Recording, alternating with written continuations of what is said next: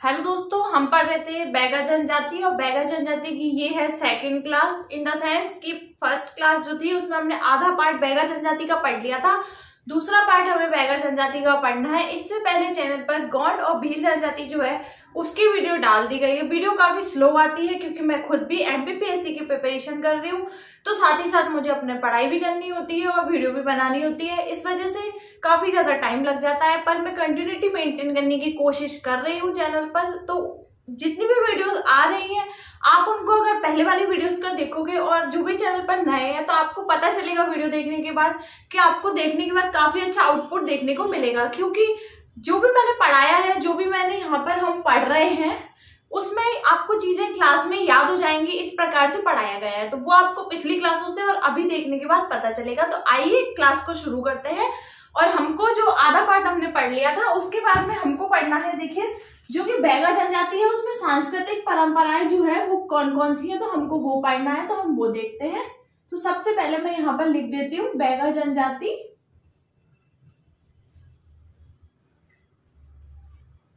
Part 2। ठीक है, तो आप लोगों को साथ में नोट करते जाना है। देखिए मैं आपको बताऊं, इसमें एक होती है झालर, एकदम साथ में याद करते जाएंगे। झालर जो होती है इसमें पिता जो है, जो शिशु होता है उसके बाल काटता है। तो शिशु के सिर के बाल काटता है शिशु का पिता। उस जो प्रथा है उसको क्या बोलते हैं? झालर बोला जाता है।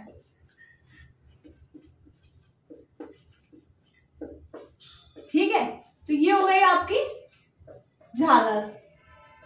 अब उसके बाद में एक और है, बच्चे का जब गृह प्रवेश होता है, जब शिशु का जन्म होता है और गृह प्रवेश होता है तो उस टाइम पर मंद मंगवाया जाता है। मंद क्या है? ये एक महुआ से बना पेय पदार्थ है, इसे मंगवाया जाता है, जिसे मंद कहा जाता है। और ये बंटवाया जाता है, पीपा भर के ये मंगाया जाता है। पीपा इन द सेंस कि एक बहुत बड़ा डब्बा शिशु के जन्म की खुशी में मंद जो है वो बांटा जाता है। ये घर में पिया जाता होगा जो भी है इनका, तो ये ऐसा किया जाता है। ठीक है, उसके बाद झालर जो है वो दो चीजें ही हमारी हो गई हैं। उसके बाद में है बरदीना।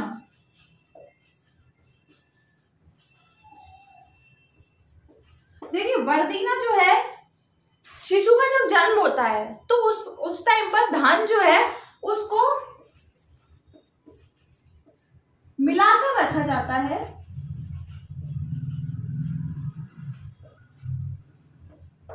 जिसे बरदीना कहा जाता है। कुछ इनमें प्रथा होती होगी कि जब शिशु का जन्म होता है तो उस समय जो सभी प्रकार के धान जो होते हैं, अन्न जो होता है, उसको मिलाकर रखा जाता है। तो इस प्रथा को जो है वो बरदीना बोला जा रहा है। बैगा जनजाति की ये प्रथा है, तो आपको इसका नाम भी याद रखना है। वहां से बैगा, वहां से बरदीना। तो ये हो गई आपकी सांस्कृतिक जो भी चीजें थी शिशु के जन्म के टाइम पर जो भी होती थी, तो वो थी ये। और आप लोग अगर याद करना है आपको, तो देखिए झालर शिशु के जो पिता है वो बाल काटता है शिशु के, और मंद महुआ से बना पेय पदार्थ है, और बरदीना जो है वो धान मिलाकर रखा जाता है, जिसे बरदीना कहा जाता है। तो ये हो गई है आपकी तीन चीजें। उसके बाद में हमें देखना है नेक्स्ट टॉपिक। पर्व त्योहार वगैरह ही हमारे रह गए थे, ज्यादा कुछ रहा नहीं था, क्योंकि जो बेसिक बैगा जनजाति का था वो हमने इससे पहले वाली वीडियो में देख लिया था। तो देखिए मैं आपको बता दूं, विवाह जो है बैगा जनजाति में किस प्रकार के विवाह प्रचलित है, और विवाह के नाम, और कुछ अगर विवाह में इंपॉर्टेंट होगा तो वो प्रथा भी हम देखेंगे। तो देखिए सबसे पहली बात तो मैं आपको बताऊं कि बैगाओं में जो है वो बहुपत्नी रखने की प्रथा है। बहुपत्नी रखने की प्रथा बैगा जनजाति में। ठीक है, उसके अलावा इसमें क्या है, एक ही जाति में विवाह, एक ही जाति में आप विवाह नहीं कर सकते।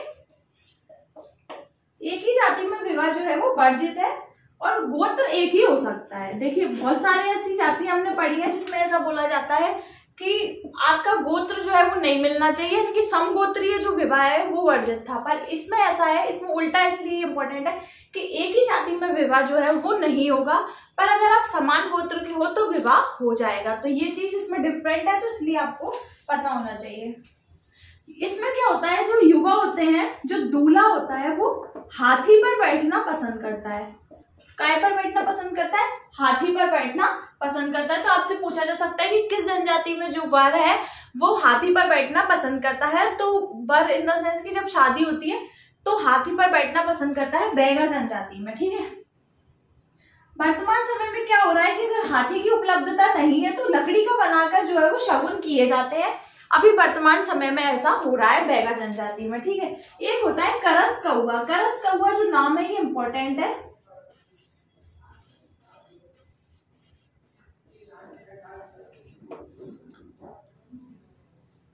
इसके ये जो है एक विवाह संस्कार,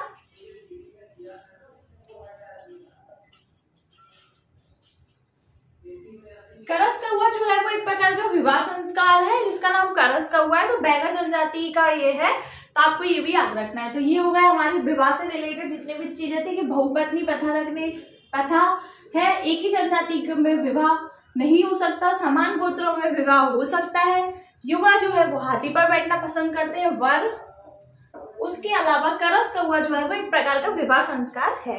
अब उसके बाद में हमको पढ़ना है, देखिए मैं आपको बता दूं कुछ विवाहों के नाम हमको पढ़ना है। जैसे कि काफी सारे विवाह होते हैं जिनके बारे में हमें पढ़ना है, तो हम वो और देख लेते हैं एक बार। ये तो हमने पढ़ लिया कि कुछ जो वर वधू इनसे रिलेटेड जो चीजें थी हमने वो पढ़ ली। अब हमको पढ़ना है नाम। तो देखिए नाम मैं आपके लिख रही हूँ, आप देखते जाइए। मंगनी विवाह, मंगनी विवाह, उठवा विवाह, उठवा, चोर, पैठुल, लमसेना और उधारिया।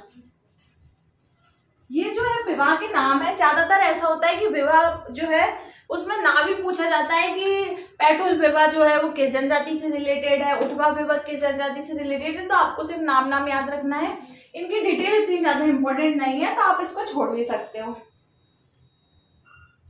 उधरिया विवाह जो है इसके बारे में मैं आपको थोड़ा बता देती हूँ कि जब वर पक्ष या जो लड़का और लड़की होते हैं उसके माता पिता और जो भी घर वाले होते हैं अगर वो रेडी नहीं होते हैं शादी के लिए, तो ऐसा होता है कि जो पड़ोस के लोग और जो परिवार के और लोग होते हैं उनकी सहमति से और उनकी अनुमति से जो है विवाह उनका करा दिया जाता है लड़का लड़की का। तो इस विवाह को जो है उधरिया विवाह कहा जाता है। तो ये चीज आपको मैंने बता दी। उसके बाद में देखिए मैं आपको बताऊं, विवाह जब हमारा हो गया तो कहाँ गया, हाँ देखिए विवाह जो हो गया उसके बाद में हमको देखना है मृत्यु संस्कार से रिलेटेड कुछ प्रथाएं।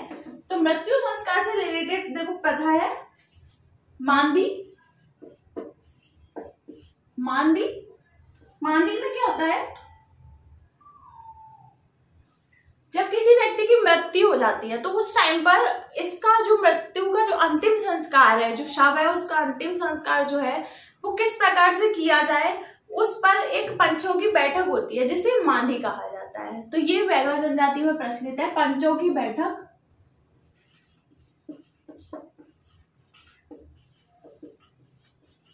बैगा जनजाति में प्रचलित है। तो ये आप समझ गए मृत्यु संस्कार जो है उसकी क्रियाविधि कैसी होगी, उस पर बैठक की जाती है। तो ये है मांदी। उसके बाद में उठियार सुठियार की शराब। उठियार सुठियार की एक प्रथा होती है जिसमें जो है जब किसी की मृत्यु हो जाती है उसके बाद में क्रियाकर्म के बाद में जब जो घर के मेहमान रहते हैं उन लोगों के लिए या फिर जो लोग आते हैं तो घर का जो मालिक होता है वो जो है वो उठियार सुठियार की शराब की जो है वो व्यवस्था करता है। महुआ से ये बनी हुई शराब होती है, बैगा जनजाति में प्रचलित है। तो ये चीज भी आपको याद रखनी है। उसके बाद है सामरा प्रथा।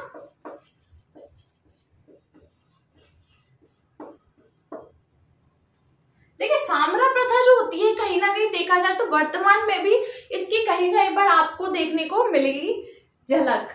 सामरा प्रथा बैगा जनजाति की एक प्रथा है जिसमें जब किसी व्यक्ति की मृत्यु हो जाती है तो उसकी आत्मा की शांति के लिए उसके मुंह में सोने या चांदी का कोई भी आभूषण जो है वो डाला जाता है। ऐसी मान्यता है कि सोने या चांदी का आभूषण डालने से आत्मा की मुक्ति हो जाती है। तो ये जो है सामरा प्रथा जो शायद वर्तमान में भी किसी किसी जगह पर प्रचलित है। तो सामरा प्रथा ये आपको याद रखना है। ठीक है, एक और है नहावल प्रथा।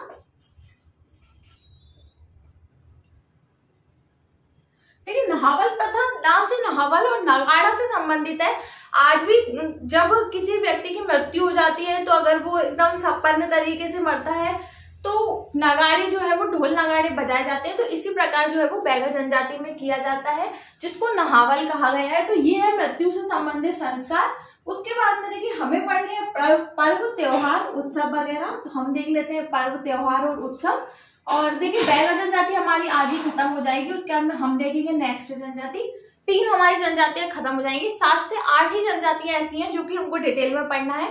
उसके बाद में जनजातियों से रिलेटेड जो जनजातीय व्यक्तित्व है उनका स्वतंत्रता में क्या योगदान रहा हम वो पढ़ेंगे। कुछ जनजातीय व्यक्तित्व के बारे में पढ़ेंगे। अन्य छोटी छोटी जो जनजातियां हैं जिनके बारे में 1-1 2-2 लाइन जो है वो इम्पोर्टेंट है, तो हम वो भी इसमें पूरा जो प्लेलिस्ट है उसमें कंप्लीट करते जाएंगे। तो देखिए पर्व उत्सव और त्योहार। तो पर्व हमें देखना है। देखिए मैं आपको बता दूं कि ये जो भी मैं पढ़ा रही हूँ वो निर्माण की जो बुक है उसको प्रेफर करके पढ़ा रही हूँ। पूरा एज इट इज नहीं पढ़ा सकते हैं क्योंकि उसमें काफी सारा कंटेंट दिया हुआ है, पर जो बुक है उसमें से इम्पोर्टेंट चीजें हाईलाइट की हुई है मैंने, और जो भी एग्जाम के पॉइंट ऑफ व्यू से इम्पोर्टेंट है, जो मुझे इम्पोर्टेंट लग रहा है और जो मुझे लगता है कि शायद आ सकता है, तो वो चीजें हम पढ़ रहे हैं। तो पर्व त्योहार में देखिए नाम बता देती हूँ आपको। रतौना, बिदरी, नवा फसल, छेड़ता,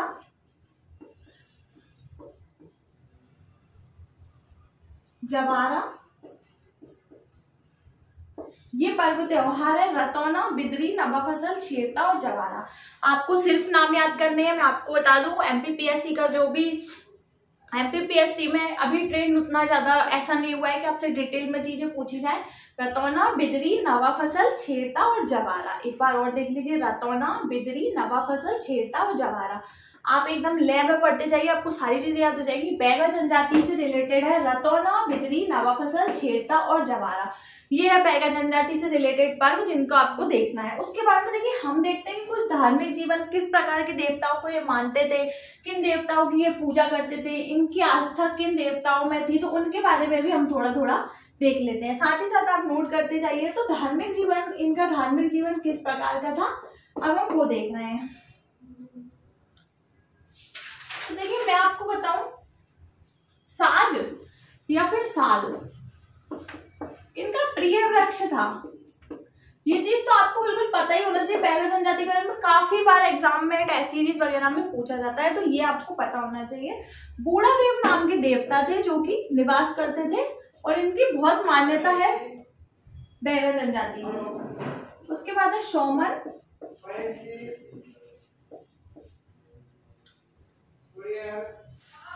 ऐसा व्यक्ति जो सिर्फ जरूरत पड़ने पर या फिर आवश्यकता पड़ने पर धार्मिक कार्य करता है, तो वो शौमन कहलाता है, ऐसा इसमें बताया गया है। देखिए शहडोल के बेगा जो है वो, शहडोल के बेगा शौमन जिनको बोला जा रहा है, वो जादू, तंत्र मंत्र दिवाली दशहरे के टाइम पर करते हैं। उस चीज के बारे में इसमें बताया गया है, तो उन्हें बैगा वीर भी कहा जाता है। बैगा वीर जो है वो शहडोल के शौमन को कहा जाता है। तो ये हो गए हमारे बैगा जनजाति से संबंधित धार्मिक जितनी भी चीजें थी वो हमारी यहाँ पर हो गई हैं। उसके बाद में देखिए मैं आपको बताऊं कि हमको पढ़ने बैगा जनजाति से रिलेटेड नृत्य और कुछ अन्य तथ्य है।